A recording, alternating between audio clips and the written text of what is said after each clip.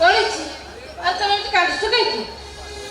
ଭଉଣୀଟା ସିନ୍ଦୁର ପିନ୍ଧିବା ଆଗରୁ ବିଧବା ହେଇଗଲା।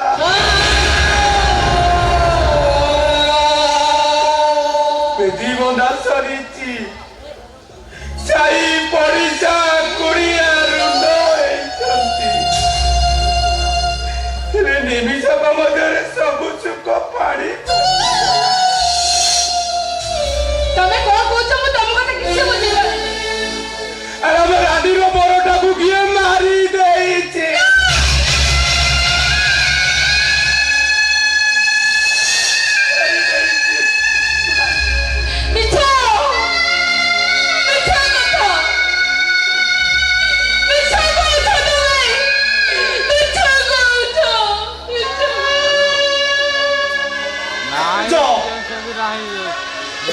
ସବୁ ସତ। 2 ବର୍ଷ 4 ବର୍ଷ ଅଛି। ଆମ ରାନୀର କପାଳଟା ଫାଟି ଯାଇଛି। ବିଭାଗକୁ ଯିବା ପୂର୍ବରୁ ସେ ସବୁଦିନ ପାଇଁ ମଙ୍ଗୁଳ ହେଇ ରହିଯାଇଛି ଭାଉଜ। ଦିନ କପାଳିଟା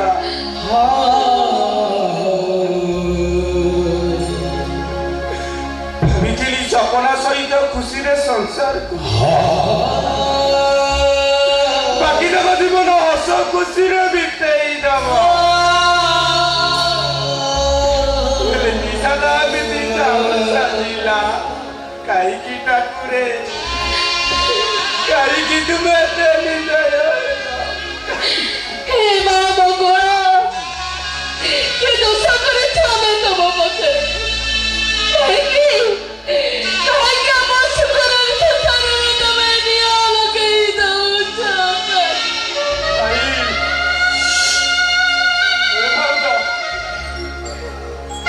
ଆମେ ତ ଦେଶରେ କାନ୍ଦିବା। ଆମ ରାନୀର ମନଟା କଣ ହବ? ଆମ ରାନୀର ଭଙ୍ଗା ପଡ଼ିଥିବା ହୃଦୟଟାକୁ କିଏ ବୁଝେଇବ? କିଏ ବୁଝେଇବ ତାକୁ? ଗଲା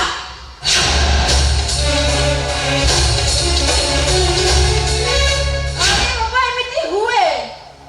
ସପନ ତ ଭାଗ୍ୟରେ ନଥିଲା, ତା ସପନଟା ସପନରେ ରହିଗଲା। ହେଲେ ଏତେ ବଡ଼ ଟଙ୍କା ଖର୍ଚ୍ଚ କରି ଯୋଉ ବେଦି ବନ୍ଧା ହେଇଛି, ଯଦି ବାହାଘର ନ ହବ ସପନାଟା ମରିଯିବା ପରେ ରାନୀର ଆଉ କାହା ସହିତ ବାହାଘର ହବ? ବୋହୁମା ମୋ ଭାଇ, ମୋ ଭାଇ ଯଦି ରାନୀ ବାହା ହବ, ସେଠି ରାଜ ଭୋଗ କରିବ। ତମ ପାଟିରେ ଲଗାମ ଦେଇ କଥାବାର୍ତ୍ତା ଭାବୁଛ? ଆବଶ୍ୟକ ପଡ଼ିଲେ ମୋ ଭଉଣୀର ତଣ୍ଟି ମାରି ଦେଇପାରେ, କିନ୍ତୁ ସେ ଅଧା ବୁଢ଼ା ସବୁ କେବେ ବାହା ଯାଇପାରିବିନି।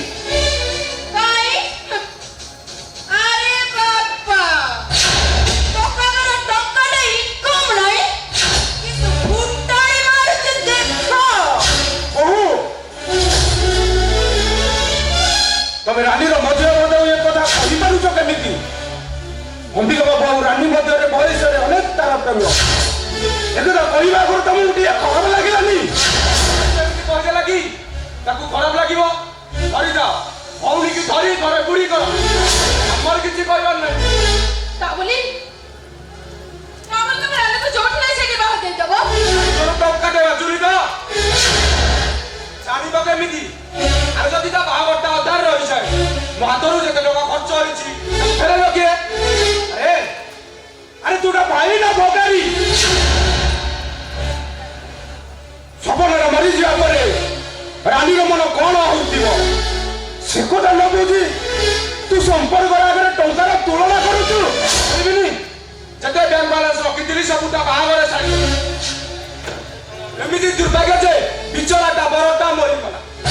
ତୁ ଖର୍ଚ୍ଚ କରିଥିବା ଟଙ୍କାର କୌଣସି ମୂଲ୍ୟ ରହିଲାନି। ହଉ ଭାଇ, ମୋ ପାଇଁ କାହାର ଚିନ୍ତା କରିବା କିଛି ଦରକାର ନାହିଁ।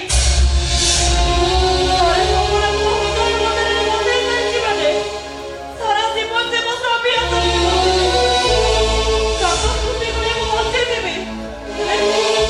ହେଲେ ମୁଁ ଦ୍ୱିତୀୟ ବିବାହ କରିବିନି।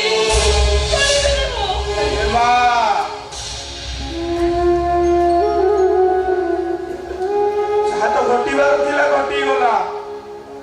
ପଛ କଥାକୁ ଭାବି ନିଜ ଭବିଷ୍ୟତକୁ ନଷ୍ଟ କରିଦେବୁ କାହିଁକି ରେ ମା? ମୁଁ କଥା ଦଉଛି ରେ ମା, ତୁ ଭାଇ ଭଲ କର, ଭଲ ବର ଦେଖି ମୁଁ ତ ବାହାଘର ଦେବି, ମୁଁ ତ ବାହାଘର ଦେବି। ଭାଇ ତୁ ସିନା ଭଲ ଘର ଭଲ ବର ଦେଖି ମତେ ବାହା ଦେଇଦେବୁ, ହେଲେ ମୋ ସପନ ସେଇ ଘର ଫେରିବେ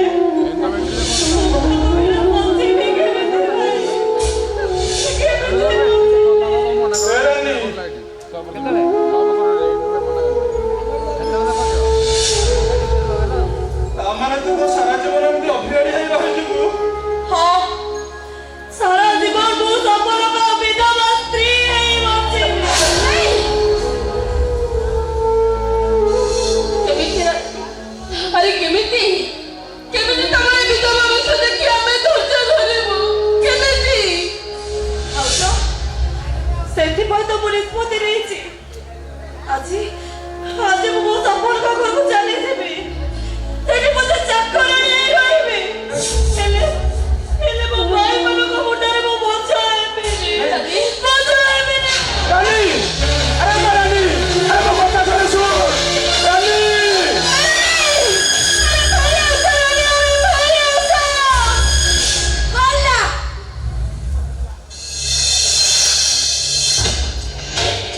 ସିଏ ଗଲା ଗଲା ଲୋକ ଫେରିକି ଆସନ୍ତି, ଝିଅ ସାହସକୁ ମାନିବାକୁ ପଡିବ। ଏକୁଟିଆ ପିଲା ଘରୁ ପଳେଇଲା, ହେଲେ ଗଲା କୋଉଠିକି? ଶାଶୁ ଘରକୁ ନା ଆଉ କୋଉ ଟୋକାକୁ ଧରିକି ଭାଉଜ! ତମ ମୁହଁରେ ଲଗାମ ଦିଅ। ତମକୁ କିଛି ନ କହିବାରୁ ତମେ କହିବାର ସୀମା ଟପି ଯାଉଛ। ହଁ, ସତ କଥାଟା କହିବାକୁ ରାଧା ବାଧା ବସିଗଲା। ଭଉଣୀ ଯାଇକି ଆଉ କୋଉ ଟୋକାକୁ ଧରିକି ତା ଖାଇବା ହେଲାଣି। ଭାଇ ଏଠି ହିଟ୍ ହଉଛି ନାଇଁ? ବହୁ, ତମେ ସଭ୍ୟତା ଭିତରେ ରହି କଥା କୁହ, ନହେଲେ ମୁଁ ଶିଖେଇ ଦେବି ସଭ୍ୟତା କାହାକୁ କୁହାଯାଏ। ତାମାନେ ତମେ ମତେ ସଭ୍ୟତା ଶିଖେଇବ? I mean ତମେ ମତେ ମାଡ଼ ମାରିବ? ଆବଶ୍ୟକ ପଡ଼ିଲେ ସେଇଆ କରିବି।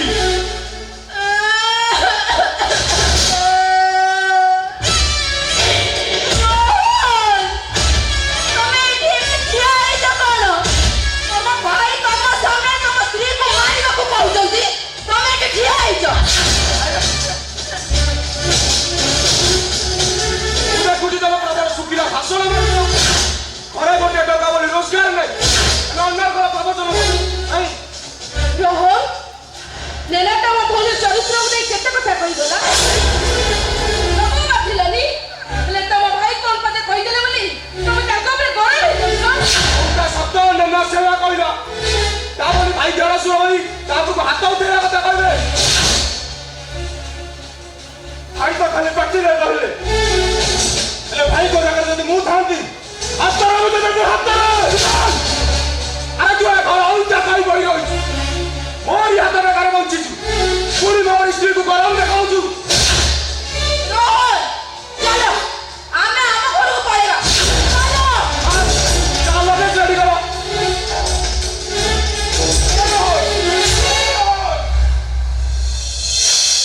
କୁଆଡ଼େ ଯିବୁ ରେ?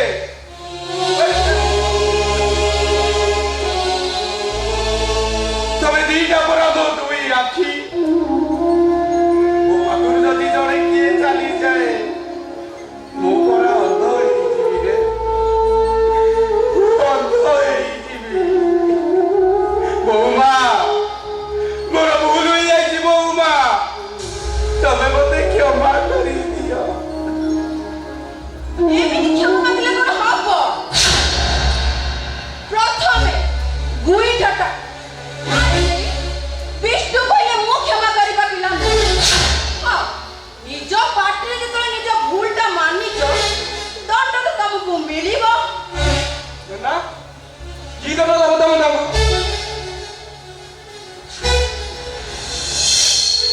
ପ୍ରଥମେ ସିଏ ମୋ ଭାଇର କୁକୁର ଥିଲେ, ଯେତେବେଳେ ତାଙ୍କ ଭାଇ ବୋହୂ ହେଲି ତାଙ୍କର ସାହସକୁ ମାନିବାକୁ ପଡିବ। ମତେ ନାଲି ଆଖି ଦେଖେଇ ହାତ ଉଠେଇବାକୁ ଚେଷ୍ଟା କରିଛନ୍ତି,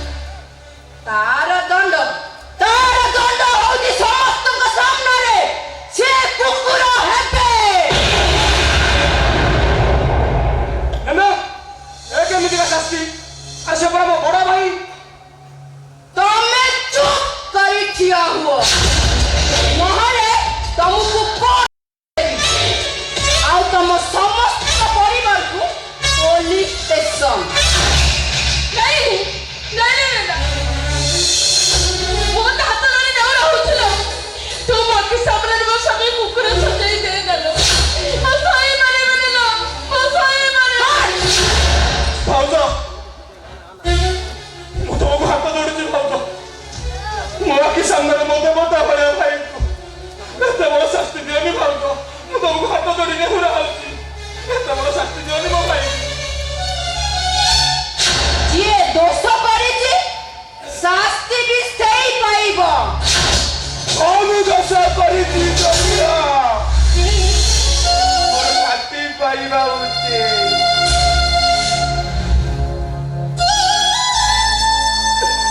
ମୁଣ୍ଡ ଝାଳ ତୁଣ୍ଡରେ ମାରି ଏ ରୋହନଟାକୁ ପାଠ ପଢେଇ ବଡ ଡକ୍ଟର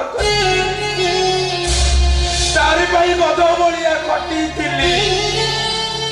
ଆଜି ଯଦି ତା ଆଖି ସାମ୍ନାରେ କୁକୁର ନ ହୁଏ ତାକୁ କଣ ଭଲ ଲାଗିବ? ଏଇ ଦେଖ ବୋଉମା, ମୁଁ କୁକୁର ହେଲି।